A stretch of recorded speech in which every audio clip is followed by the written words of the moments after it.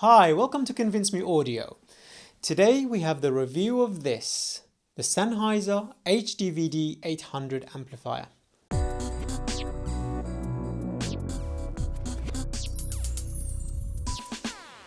So, Sennheiser released this amplifier around 2014 to pair with their HD800 line, and then at the time the HD800S got released and basically the amplifier was tuned for both of those headphones. Before that, Sennheiser did release the HDVD600.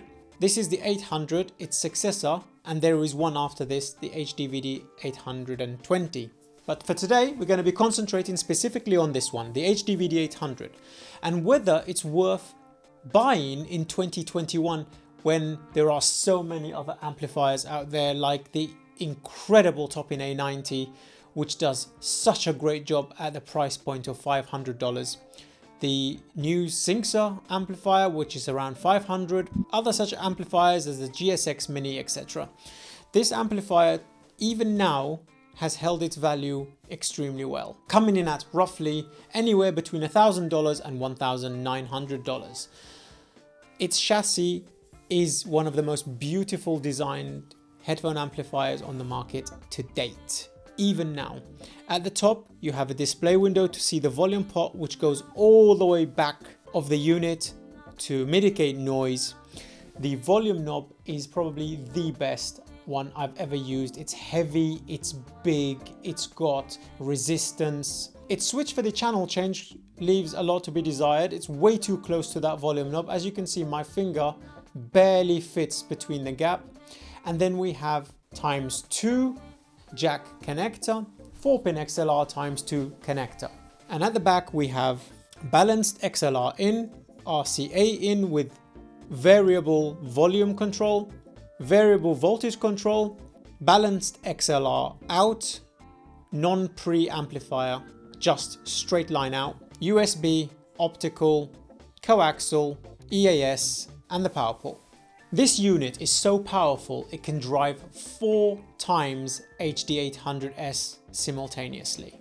So power is not an issue whatsoever. The topology and the way it's been created, its single-ended sound just as good as the balanced. This actually is something very rare in amplifiers these days. It seems like manufacturers have given up on the single-ended and have gone all in on balanced. So whatever amplifier you buy with single-ended, you can be sure the attention to detail has only been roughly 60 to 70% of the balanced output or input, as a matter of fact. But my thinking lies with Rob Watts from Chord. They shouldn't make a difference. If it's done well, neither port should make a difference. It's 2021. There is plenty of units on the market. This unit has been discontinued. Why am I reviewing it, and what is the point of buying it now?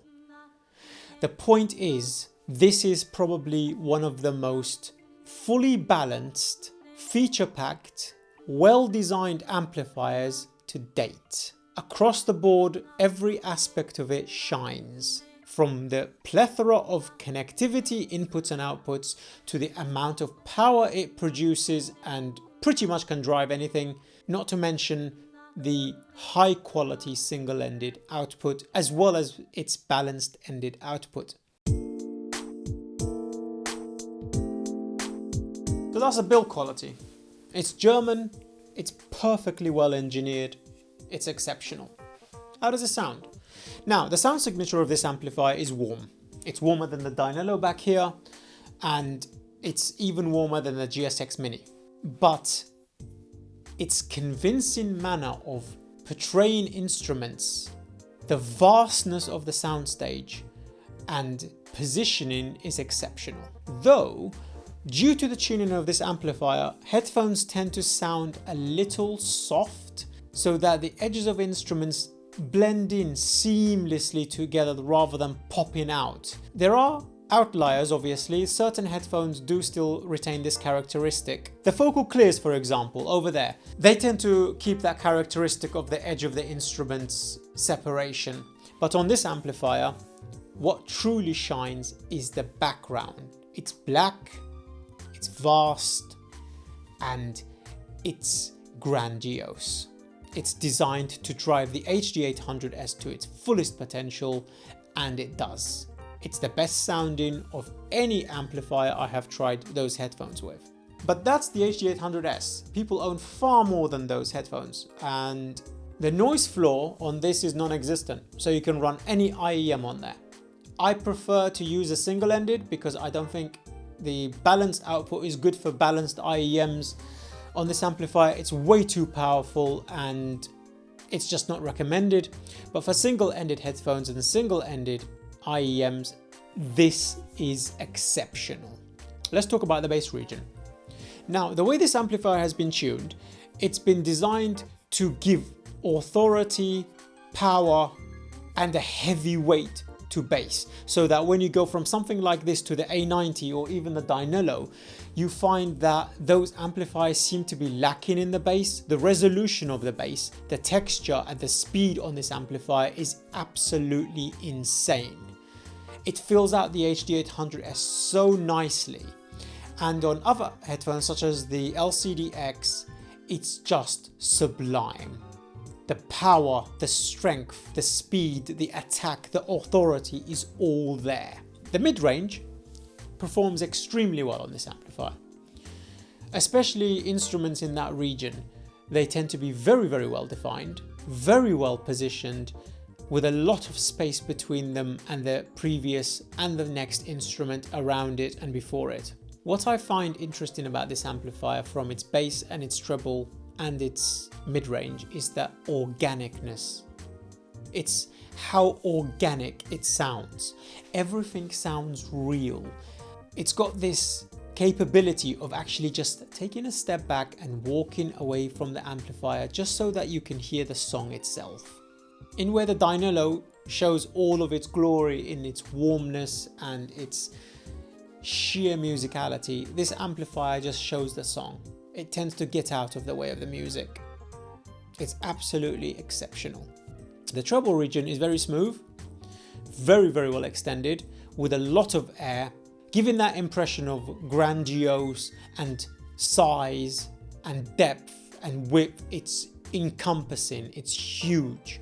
And this translates over to a lot of headphones. I have not had a single pair of headphones on this amplifier where I have not thought, all right, that's a bad pairing. It's always been good to brilliant to outstanding. So across the board, it seems to be a jack of all trades and a master of everything, to be honest with you. I would still, to date, pick this amplifier over 80% of what's on the market for its sheer performance. I love this thing. But there are bad points. 1. Switching between the volume and the input channel can be a little cumbersome for people with fatter fingers. I don't like the fact that I can't mute one of these 4 outputs at a time.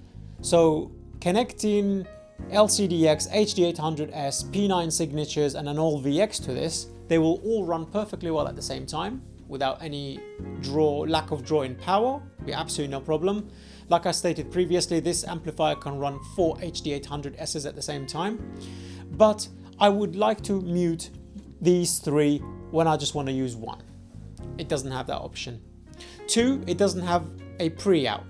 So when I go line out straight into my studio monitors, I would like to use this amazing volume control, and this volume pot, silent, exceptional, well-performing with my studio monitors, and I can't. I have to put a gold point in between to actually be able to use it, which is another shame. The third thing, and the most important one I don't like about this amplifier, it's the performance of the DAC inside. It's okay, it's alright, it's nowhere near the levels of the amplifier itself. I would say it performs around the $300 to $400 mark, absolute tops if you're lucky. And it takes a long time to warm up, so you tend to leave this amplifier on for about 24 hours before it truly shines. That's a shame. I used to use my Chord Cutest with this amplifier, and that was a beautifully perfect combo. But of all the amplifiers I have owned over the last 4 years, I would say this has been the most steady, this has been the most well-performing, And this has been the most consistent amplifier of any of those. 100%. I am so happy I bought this. Nothing sounds mediocre on it. Even something like this.